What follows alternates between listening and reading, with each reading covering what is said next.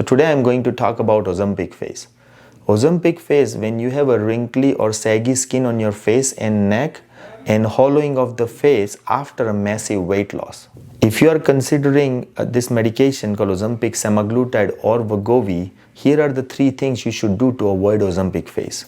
First one is avoid trying to lose weight as fast as possible. Slowly losing may help skin to retract properly and in time.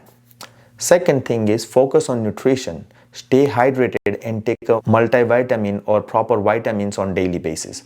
Proper hydration and vitamins may improve your overall skin health and helps with skin tightening, which will prevent you from having Ozempic face. And the third thing is eat plenty of protein. This is to improve your nutrition and also to build more muscle. So when you're losing this fat pad while on Ozempic, you want to replace that fat with muscle, so that way you don't have hollowing of that face. Thanks for watching. Hope you learned something about optimizing your overall health. Talk to your medical provider before starting any treatment.